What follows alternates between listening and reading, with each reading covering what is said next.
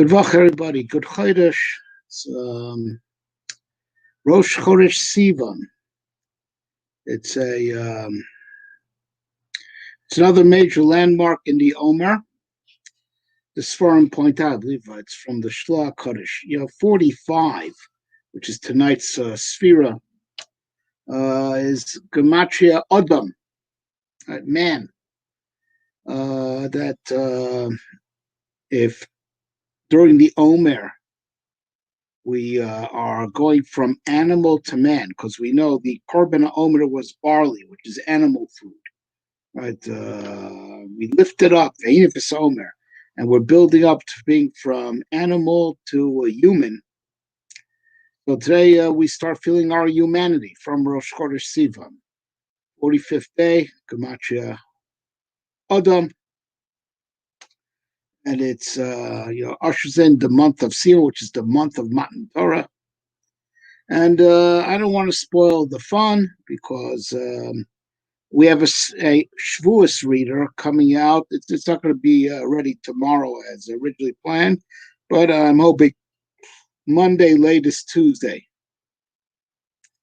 It'll be out comfortably before Shavuos. So we're going to have a whole entry on the power of the month of Sivan. So we're hoping to have it for Rosh Chodesh, but doesn't look like it's going to happen. Looks like it'll be more like Monday or Tuesday. But a lot of good stuff on Shavuos, whether you'll be on lockdown or hopefully we'll be out of lockdown, because it looks like things are opening up, Baruch Hashem. Still, you'll have this reader to take you through Shavuos night and second day Shavuos. And it also have a long entry on the power of the month of Sivan.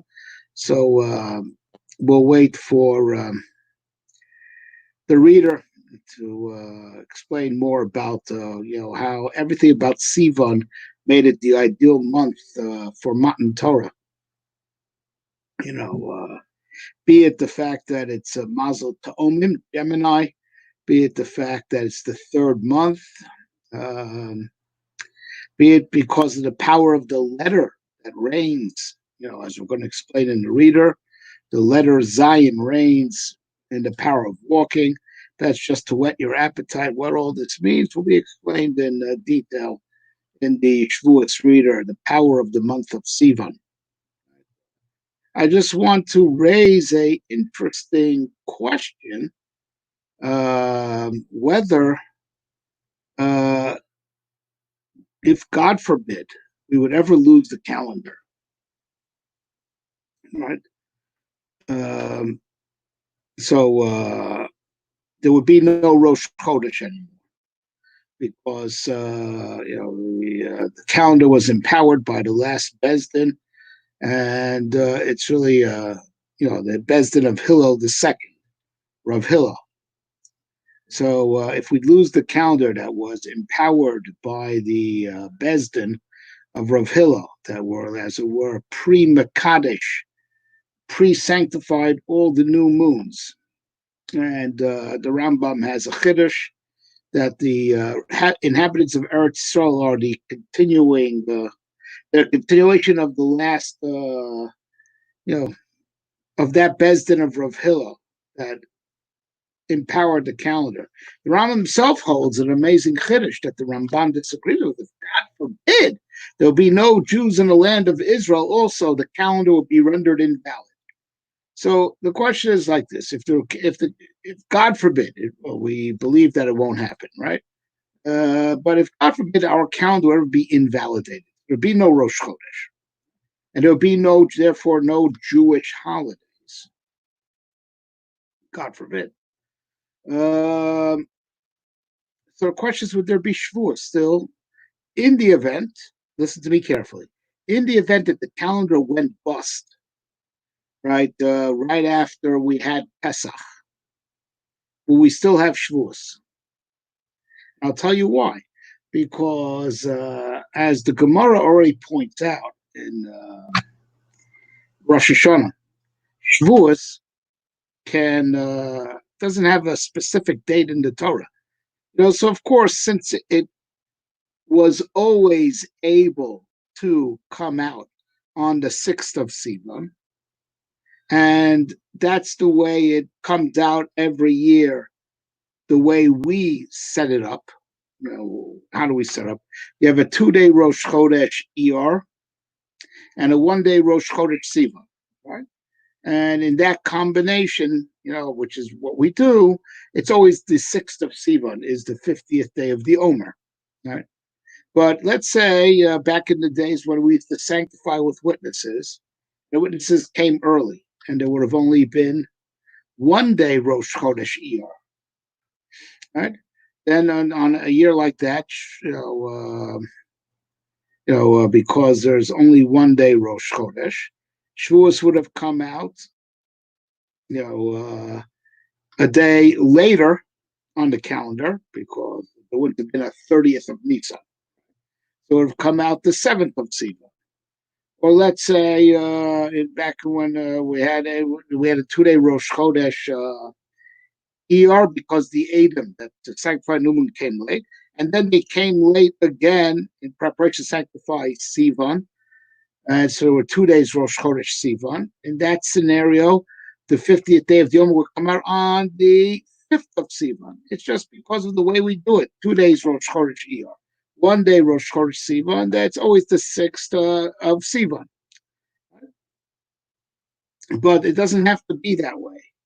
Right, so all the drushes that we say about how the Torah be given on the 6th of Sivan, it's either because we believe that in that year when the Torah was given, right, it came out the 6th of Sivan, or because we like saying all these nice drushes because it always worked out that way for us, but it doesn't have to be that way, right? And that's why there is a classical mystery in Jewish law, why you have to even keep a 2nd day of Shavuos if you live in the diaspora. Because what's the reason why you keep 2 days Yom Tov? Reason is because we don't know which day was Rosh Chodesh. And we can figure out it's either one of 2 days, either when the moon immediately renewed or the next day if the witnesses would have come late to Jerusalem to testify. All right, so we know it has to be one of 2 days, right? But the suffix is because you don't know which day was Rosh Chodesh in Jerusalem. Right? Makes no difference what day was Rosh Chodesh Sivan. As far as when Shavuos is, 50 days after Pesach, or 50 days after the first day of Pesach, 50 days to follow the first. So all you need to do is find out when Rosh Chodesh Nisan was. You have plenty of time to do. And everyone could calculate when Shavuos would be by themselves. So it's a classical mystery in halacha. Why is there 2 days Shavuos? There's no reason to believe there ever was such a thing, because Shavuos is not a date; it's a day. It's 50 days after the first day of Pesach. Right? So it's a mystery why it's 2 days Yom Tov for Shavuos. Never heard a really decent answer to that. But I'm asking a different question. If the calendar would go bust and there would be no Rosh Chodesh ER and no Rosh Chodesh Sivan after we had Pesach already, perhaps we could still have Shavuos anyway, because for the same reason, Shavuos has no date to it. All right, I leave that up to the listeners. I hope we didn't scare someone came into the room, but doesn't seem to be online anymore. Is there anyone in the room that wants to throw out a question? Or I'll just continue thinking out loud. Anyone in the room with a question?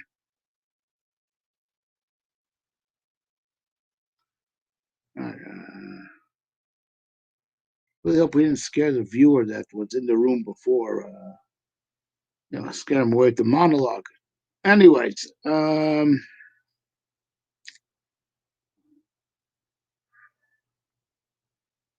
needless to say, if you had the Sphere Reader Part 2, so you saw we had a lot of entries that had to do with this week's Parsha. Torah, coming to the desert and explaining why the Torah had to be given in the desert. And if anyone wants to comment, I know it's a hotline to ask Hashkafa questions. but it could include asking me about Shavuos or things that there were in the reader.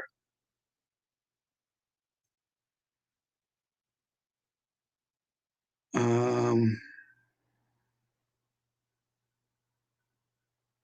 you know, I wish we could run a musical commercial. If anyone in the room, comes into the room, or anyone who reviews this in its recorded form, knows how we could like put in musical interludes. So I shouldn't have to monologue until someone throws out a question. That would be great. Anyways, what do I want to say? Yeah. Looks like things are beginning to open up worldwide, and that's good news and very apropos. And we said this already once. Very apropos that it's things got noticeably, remarkably better after Lag Bomer. Historically, that's when the plague stopped. Talmidei Akiva stopped dying, and you started seeing a lot of the states open up. Israel seems to be, as far as I could tell, for the most part, open up, and that's very good news. Of course, having the Magefa removed is very good news. So now I think I pointed this out on Thursday when we were last online that the Rosh Chodesh Sivan, which is tonight, right? Which is historically when they hit the desert. That's where we have the famous pasuk, when they camped by Yachadu, Vayichan Sham Yisrael Neged Ahar, right? The Jews camped singular, as if they're one person, facing the mountain. That happened on Rosh Chodesh Sivan. Now, in the Sphere Reader, we put all the emphasis on coming to the desert, and the desert, desolation is what opens us up to a sense of being desolate and unfinished and unrefined is what opens us up to newness. Newness. All right. Now, I do believe that we mentioned in the reader that this is the secret that before Mashiach comes, everyone realizes, the time before coming Mashiach, like society falls apart, which social distancing in effect did that. It's in a thank God mostly bloodless way. And people suffered at the sense that their livelihood suffered, but the you wonder, why does society have to fall apart before Mashiach comes? The Maral explains, because Mashiach brings a new world order to the world. Right, so things need to be in disarray because having a world order would negate imposing a different world order. You could impose an order on chaos. You can't impose an order over a different order because you'd have to remove that. It would be a bloody removal, of the order that you want to, replace. Right? It would require a revolution.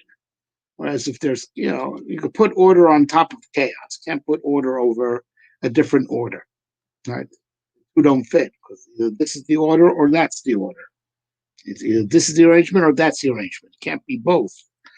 Right? So you put order on top of chaos, can't put order on top of order, and that's why things have to dissolve. Society has to dissolve before Mashiach comes. So, now our society was built by uniting around Torah, and that's what it means. I believe we mentioned this, right? So the Jewish people camp facing the mountain, and like Rashi says, like one person, but with one heart. That's what makes our society a stable society, right? Is that it's built on having the one heart, one desire, right? Just to serve Hashem, facing the mountain, facing the Torah. Now, so apropos that right now we're seeing the rapid reopening of the shuls, and our society can regroup Rosh Chodesh Sivan around this time, so it all fits together so perfectly that we are regrouping as a society, Ki'ish Echad. But if we want to do it right, that we should never have to ever see this happen to us again. So it has to be Belev Echad, also with one heart, that we should all be united in purpose, that we just face towards the mountain, face towards the Torah. Neged a heart, that all our desires should just be to do Ratzon Hashem. Right? And then who knows, if we do this right, our social distancing could have been, as we say, be motzi yedei chova, of how society has to dissolve before Mashiach comes, right? And now, as we regroup, we'll regroup under Mashiach Tzidkenu. Maybe, and I think that's another theme that there's in Shavuos that doesn't get its enough attention, right? And as I'm talking, I'm thinking I should put this in the reader also. Right? It's also the yahrzeit of David HaMelech, and we also read the book of Ruth, right? Which is to defend his lineage and defend his legitimacy of king. Right? That even though he was from his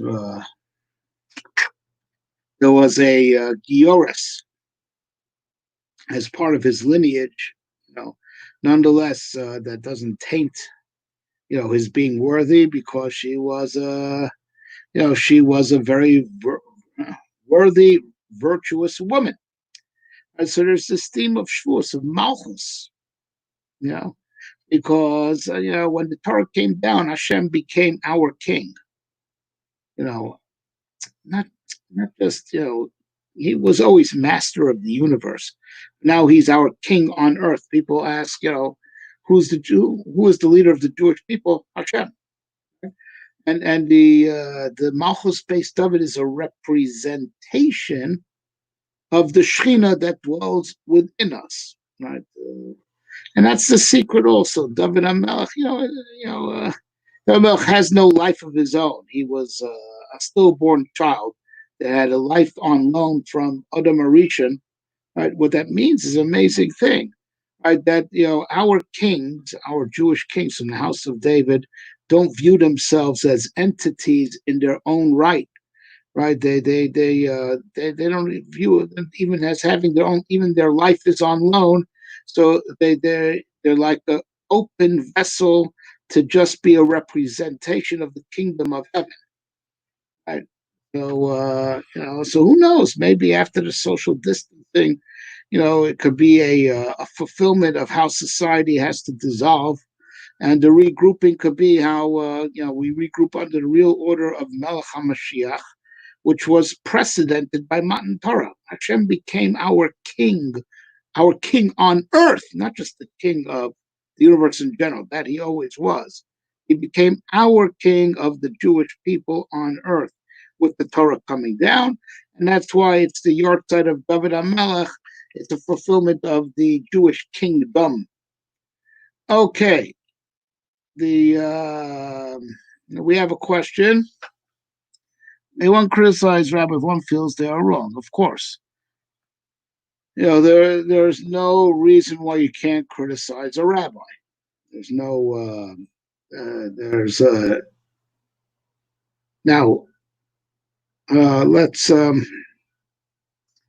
Questions are rather, could be answered simply, but we'll expand on it. All right. First and foremost, all right. As Marashiva, Yaakov Arbi used to say, no one is infallible except the Pope. Now, what do you mean by that? He was that infallibility is not a Jewish concept. So he say the Pope is infallible. Right? So Judaism does not believe any flesh and blood is infallible. Now that even angels make mistakes, because even though they don't have an evil inclination, but they don't have infinite intelligence. Only God is infallible, God himself. right? So now, even at the days when we had the Grand Rabbinical Court of 70, 71, technically had a tiebreaker, right? Right? Even the Grand Rabbinical Court, which was the highest legal body in Judaism, even they're not infallible, even though we have to obey them. But they're not infallible, and the Torah prescribed when they realize that they've made a mistake. They prescribed the par hel em dover, special sacrifice they have to bring if they tripped up the Jewish people with a wrong ruling. Of course, that's be a wrong ruling that carries a chi of kores, et cetera, all the halachas that there are in Maseches Horius, right? So there's no concept of infallibility in Judaism. Everyone makes mistakes, could make mistakes, and a person's not right because he's a rabbi. A person's not right because he's a rabbi, right? Now, that being said, they certainly have citizen rights, so you could criticize them, but you can't be vicious, just like you shouldn't be vicious and you shouldn't do anything like body shaming or, personal attacks. You shouldn't do it to any Jew. Should not do it to any Jew. Now we have further in halacha, the halacha of honoring a Torah scholar, and that a person who denigrates a Torah scholar is disrespectful.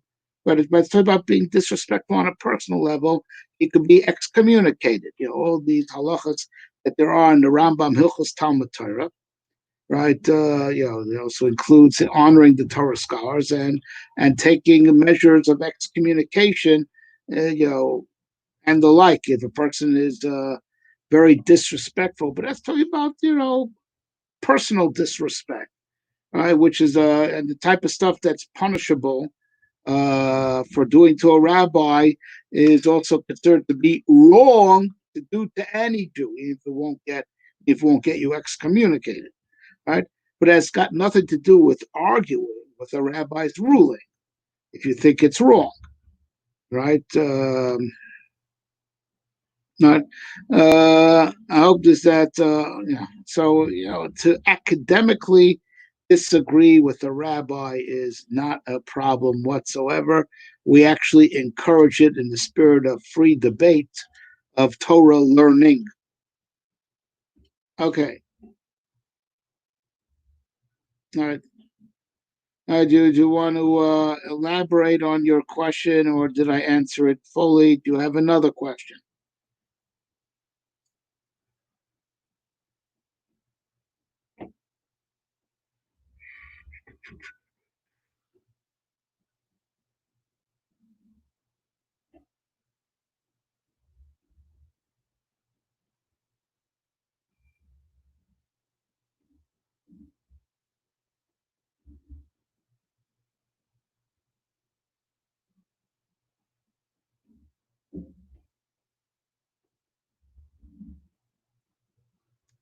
Any other questions?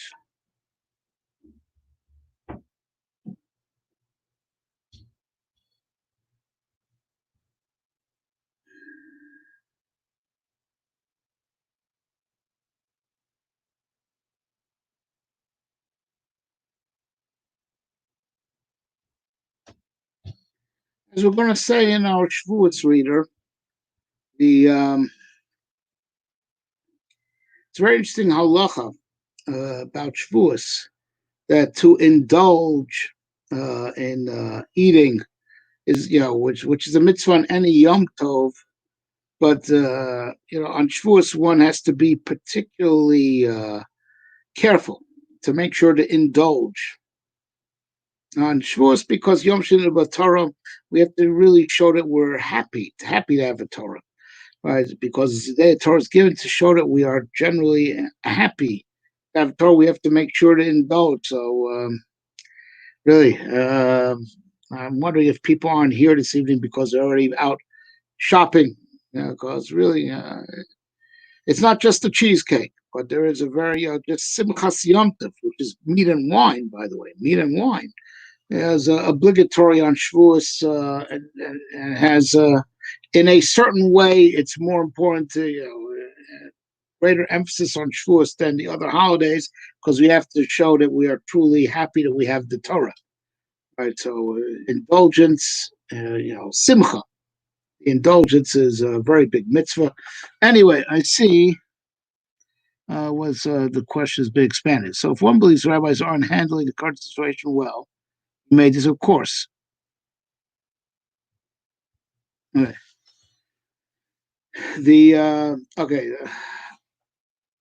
Of course, a person could criticize if feels the rabbis are mishandling the situation, right?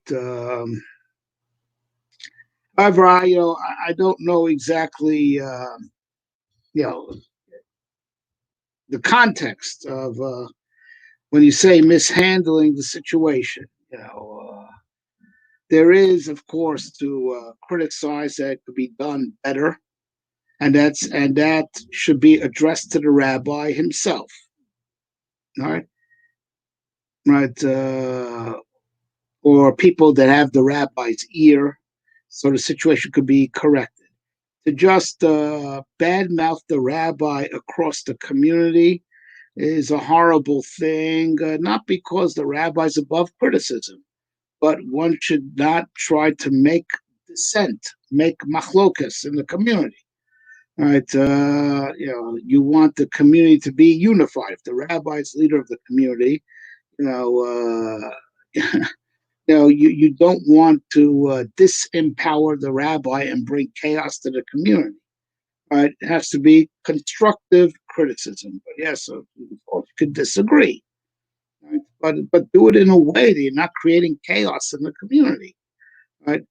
Just because you disagree with him doesn't mean you want to disempower him. So schedule a meeting with the rabbi, and that's the best thing, and discuss it with him one-on-one, or discuss it with the rabbi in the cabinet, but don't go on a smear campaign or don't voice your academic disagreement to the public, and create machlokas. Right? It's not good for the social fabric of the community to disempower the leader. So, the criticism has to be constructive and it should be delivered in a constructive way, not saying that would spark dissent in the community. Okay, why do we so sure we can learn Torah every day? That is an excellent question, and has to do with the other famous question that is raised: why do we call it Chag Matan Torah Seinu? Right, the day of the Torah was given, called Chag Kabosra. Let's put the emphasis on the receiving. When we receive the Torah. Right? Why is the emphasis on the giving? Put the emphasis on the fact that we received the Torah. So actually, Rav Simcha Bunim of Pershis, I believe, says the point that you phrase as a question, whereas he was actually saying it to explain. Says we are recipients of the Torah year round. Year round, we are recipients of the Torah. So that's not what gets renewed on Shavuos. On Shavuos, there's a new giving. There's a new giving, right? Having received the Torah is timeless, right? But imagine its Torah is infinitely deep, right? That there's like a renewal of infusing another batch of it into the world. So, like Hashem initially gave the Torah 2,000 some odd, 3,000 years ago, let's roughly,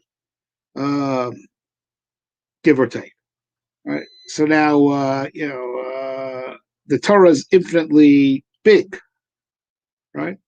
Infinitely big, right? So, so Rebbe never stopped giving it. There could be like another major push of the infinite Torah that's, infinite, another push of it into this world on Shavuos. Or we could express it this way. It is to relive the fact that we got it. It's the word of God. It's like getting back the Torah from the source. That's why the focus is on the giving. that we, whether it's like a new batch of the infinite Torah is coming into reality on the anniversary of when it first penetrated physical reality, in a revealed way, right? So there's that, or we could say it like this, it's the opportunity to go back and suck it from the source. As it were, year round we learn Torah, and that's like we're learning from the Torah. If it's like you would like water spilling down, and then it hits the earth, and then it spreads on the earth. So you're picking up from how it's spread. On Shavuos, we go back to the spring and to taste the Torah from the source, taste it from the hand of and the mouth of the giver. That's why Matan Torah is referred to in Tehillim. It's alluded to in the pasuk Yishakeni minashikos pihu. God kissed me from the kisses of His mouth. We get the Torah, from the mouth of God directly, like mouth to mouth. That's the experience on Shavuos. So it's to relive the intimacy of getting the Torah direct from God, as opposed to the Torah that has spilled over originally from the source, but now spilled over across the globe. On Shavuos is to relive the giving of the Torah, which was unmitigated divine contact, to the kiss, the mouth-to-mouth kiss. And what it means cosmically, like I said, it's another injection of the infinite Torah into the world.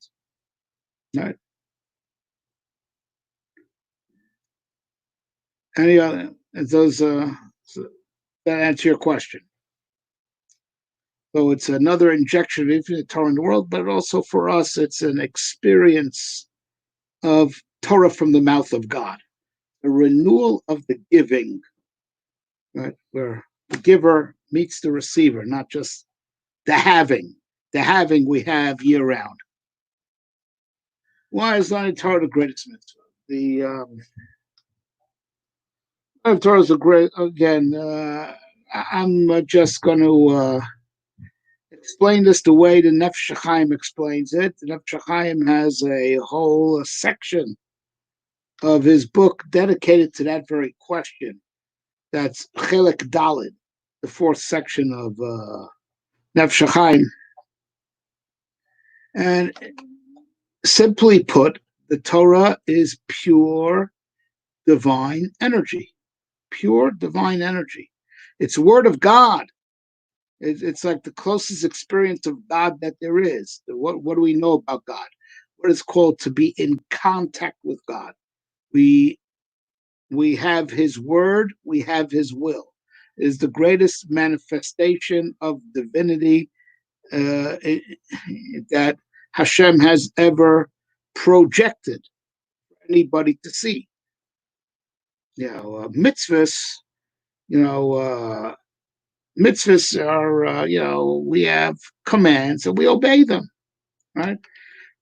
So now even by the mitzvahs that Hashem explains, the power of the mitzvah, what empowers the mitzvah is the pasuk in the Torah that commands the mitzvah. So even the mitzvah only gets its power from the Torah, as where the mitzvah is reflecting the power of the Torah. But the Torah is the pure divine energy. If there's pure divine energy, the God is sharing outside of Himself. It is His Torah, and that's why the learning of the Torah is the greatest mitzvah, because it is the greatest contact with the divine. And in the future, there won't be any mitzvahs to do in body, right? But we will be learning Torah, because that is the enjoying the aura of the Shekhinah is actually the Torah. The pure divine revelation is the Torah.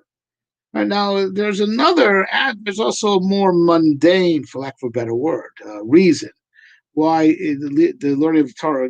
I just gave the metaphysical explanation and explained that, in a backhanded way. I also explained to you a famous Yerushalmi that says all the mitzvahs together don't come to one word of Torah. But there's also what Chazal say, a pragmatic reason why it's the biggest mitzvah. Talmud Maisa. Right? Great is learning because it brings to deeds, meaning to say like this. right? It is the biggest mitzvah, simple logistics, right? First of all, it itself is a mitzvah, A. But B is you need it in order to do all the other mitzvahs. You have to learn how to do them. So it comes out that the Limud Torah is the mitzvah that is inclusive of all mitzvahs for the pure logistical reason. It itself is a mitzvah, and it also enables and is a necessary stepping stone for all the other mitzvahs. So in that way, it's the bigger mitzvah, being not just one out of 613, but the one out of 613 that enables the other 612. Chazal, that's a well-known Chazal. So that's an additional reason. But like we said, there's the higher metaphysical reason that the Torah is the pure power of divine revelation. Right? There is no greater contact with the divine than the learning of Torah. And the truth is, this also goes back to your previous question.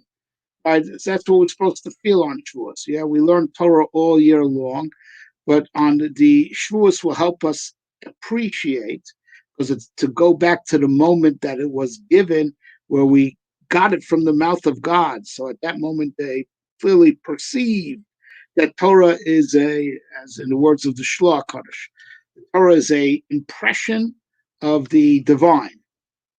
Right? Torah is Roshem Elokuso. There's such a thing that carries a impression of divinity. It's the Torah. On Shavuos, we feel that, and that's what makes the learning of Shavuos and how the Shavuos so special, to go back to the source, and then you could feel this idea that I'm telling you. Feel it. On Shavuos, we could feel that Torah is not just an intellectual discipline, like an instruction manual how to do the mitzvahs. Torah is energy from the mouth of God. That is the Shavuos experience. That is the experience that we want to relive on Shavuos. Yes. Next question.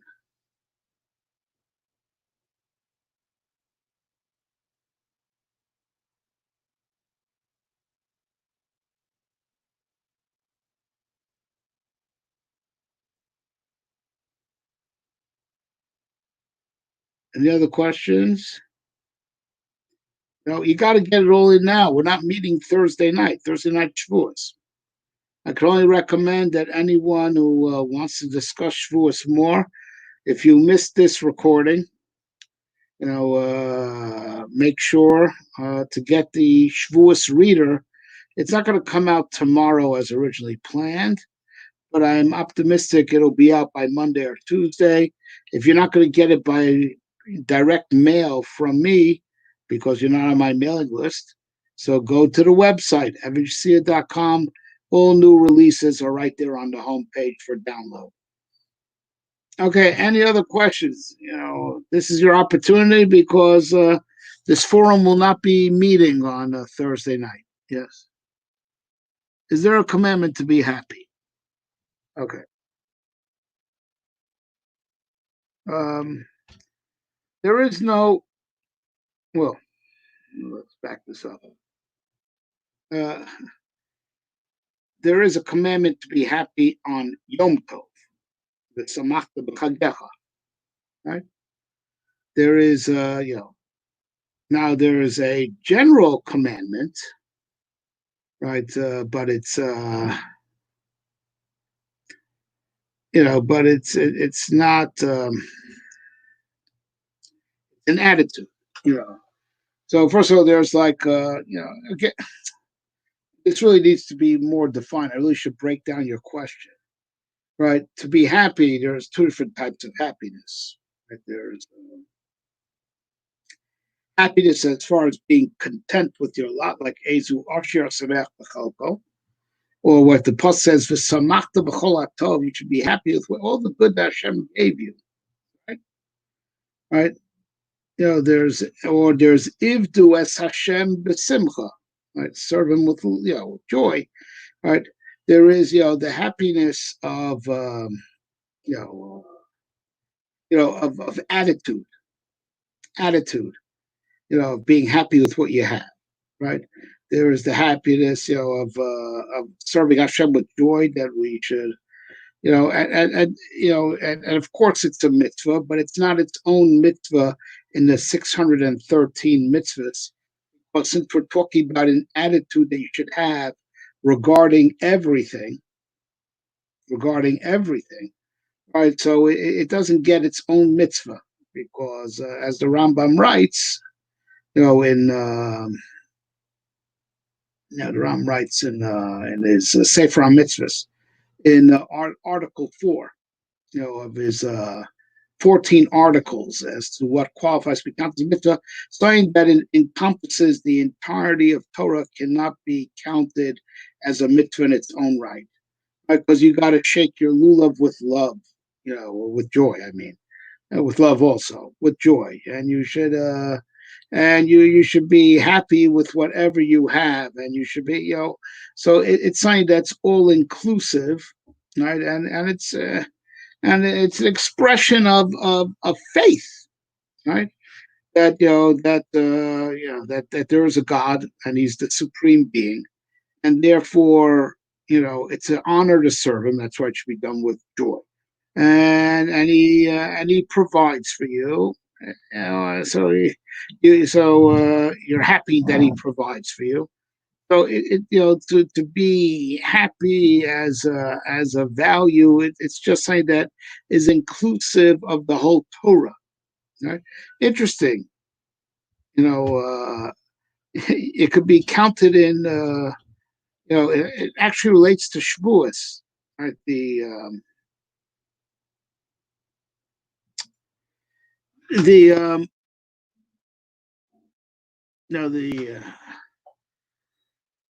A Rabbi of mine, Rav Yochanan's wife, the Rosh Yeshiva of the Miami Yeshiva, used to say, where did the Torah ever say, in particular, you must be happy?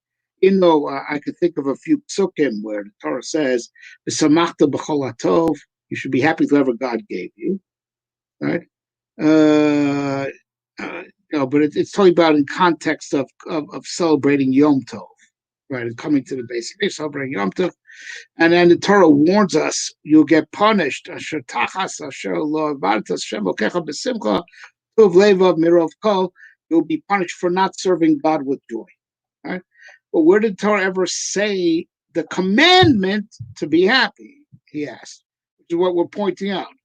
Like I said, it's something that's inclusive of all of Torah. And what he says is not disagreeing with the point that I'm saying.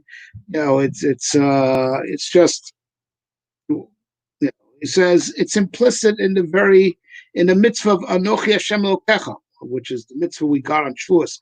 When God introduced Himself, so that introduction, I am Hashem, your Lord, right? So with that introduction, the Rambam understands God, gave a command to believe in Him, right? All right. If you believe in God, you're happy. It's that simple. So, of course, what Rabbi Zweig said and what I'm saying is really the same thing.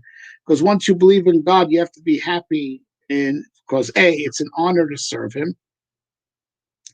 That's why you have to be happy is Ivdu Hashem b'simcha. And that's why it's horrible if you don't serve Him b'simcha. And once you believe in God, how can you not be happy with whatever you have? Right? Because there's a supreme ruler that cared enough about you to give it to you, and if you don't have more, it's because you don't deserve more, right? So you got exactly what you deserve. So how can you not be happy, right? So that's the attitude. So it's an attitude that permeates everything we do. And then permeates what we do because it's synonymous with believing that there is a supreme being that created the world and administers it. So what he says and what I say is basically almost the same. But but then there's the simcha of like not just an attitude, right? But also to actively be in a state of joy, right? To pep yourself up, for lack of a better, and that's and that's what we're commanded to do on Yom Tov. On Yom Tov with meat and wine. We also commanded to do it on Shabbos, except on Shabbos, the nuance is a little bit different. On Shabbos, you're supposed to stimulate your pleasure centers so as us tisana gal Hashem, for Krasa Shabbos oneg, right? On Shabbos, it's to the end goal is slightly different. On Yom Tov, it's just enough to be happy. So meat and wine makes you happy. On Shabbos, it's like to get happy and associated with the Shabbos and associated with Hashem. It's supposed to be a stepping stone to a higher spiritual delight. Not to say that the Simchas Yom Tov is the exclusion of, getting to a spiritual high, but by Yom Tov, the mitzvah is to get a buzz from whatever makes you happy. So generally meat and wine for men, and women whatever makes them happy. And there was a special halacha for sukkahs of music, right? Of music. But that was a special din by sukkahs, where music per se, simchas beis shoeva. Right? But that's to actually give yourself a buzz. Like I say, we have this idea on Shabbos, and that's oneg Shabbos, except it's just slightly, the nuance is a little bit different. It was supposed to stimulate the pleasure centers so as to have them latch onto, latch onto the Shabbos, latch onto Hashem. But okay, it's a very deep point. But one would say that Yom Tov also you want the same thing. But on Yom Tov, if you didn't get there, it's also okay. You did the mitzvah of the Torah. By Shabbos, the mitzvah of Oneg Shabbos, which is from the Nevi'im, was an eitzah, an idea to help you ignite the pleasure centers in order to, once they're ignited, cause them to cling. That's why it's called Oneg as opposed to Simcha.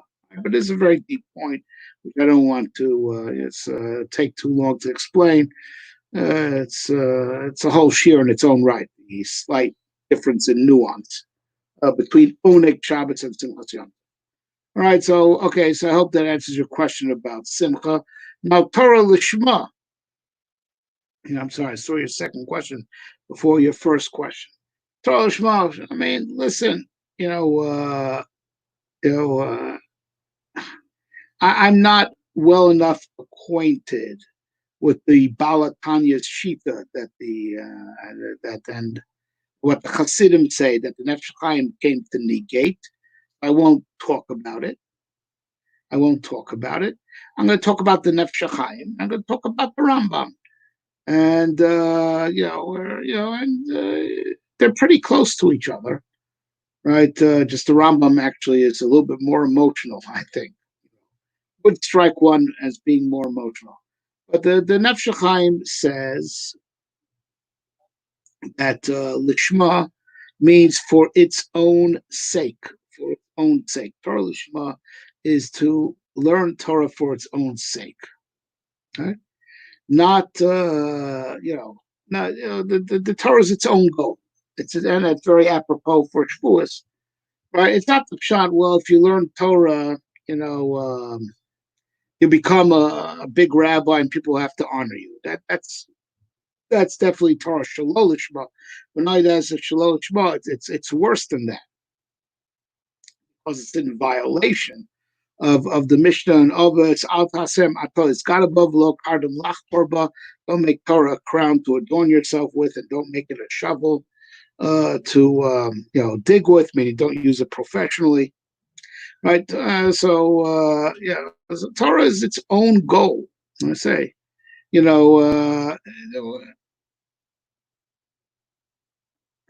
own thing.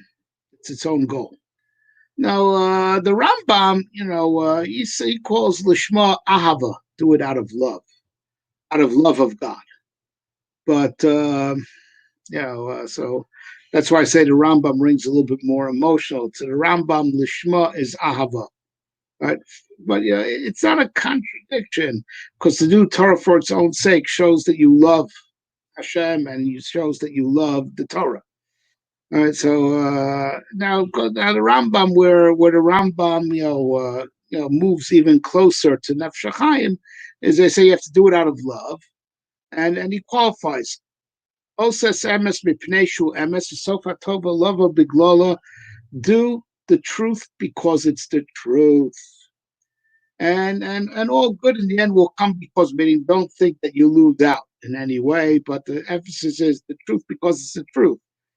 Now, the way it reads in the Rambam, because God is true and He told you to do it, it's the truth for its own sake. Nersheim puts the emphasis on the Torah itself, Torah for its own sake. The Rambam puts the emphasis because out of love of God, right? But the Rambam admits, the idea is truth is its own value. So whether they that truth, put that focus on God because He's MS, put the focus on the Torah because the Torah is MS. Actually, after all, the Torah is the word of God. You really shouldn't separate God from His Torah. Right? So that's what Torah Lishma means. Torah for its own sake, which also the Rambam says can be said that's called to do it out of pure love of God. Right? Torah is its own goal. You don't learn Torah for the goal of something else. Torah is its own goal. Right? Right. Torah is its own goal. So you don't even learn Torah for the sake of Olam Haba, right? Because Torah is its own goal. It is. So the Ram puts the emphasis because if God told you, then there is no higher reason. Right? The Nefesh Chaim says Torah is its own goal because it is the greatest divine entity that Hashem has shared. There's nothing higher to cling to, right? But both are true. Well, both are true. It's a difference in nuance, but both are true. But it all boils down to Torah for its own sake. You do it just out of love of God and His Torah. All right. Anything else? Because the session is drawing to a close. Right, and we will not be meeting Thursday night. And if you want to know anything else about, in general, or about Shavuos, you're going to have to go to the reader. But by the way, on the website, everything.com, there's plenty of stuff on Shavuos from years past. Audios, obviously recorded before Shavuos, right? Audios, written materials. But a reader is coming out. It won't be ready tomorrow, but I am optimistic it'll be ready by Monday, latest Tuesday. So you'll have time to study it even before Shavuos comes in, and you'll have plenty of material to read on Shavuos. So go to the website, averageseer.com, the address, top left corner of your screen. So make sure to go there. And look for the reader either Monday, Tuesday. If you don't see it on Monday, go on Tuesday. And if we miss Tuesday, go on Wednesday. It should be right there on the homepage, ready for download. Great stuff on Shavuos. And there'll be some stuff there has never been released before. It's not currently on the website. So really look out for that Shavuos reader. It'll hopefully really enhance your Shavuos, your understanding of the day, and give you something to learn during the long Shavuos night.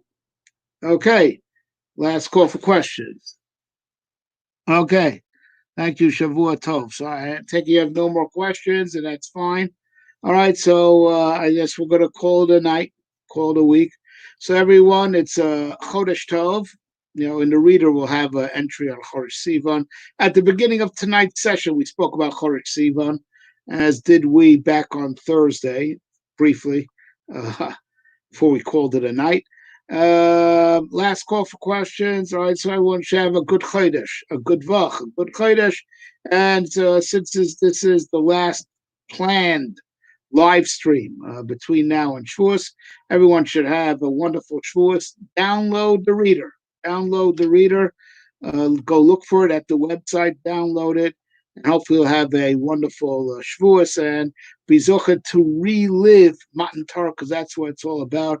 Because as you correctly point out, we learn Torah year round, but to relive the giving, to feel it from the source, from the mouth of God, that's the special recharge of Shavuos. All right, take care, everyone.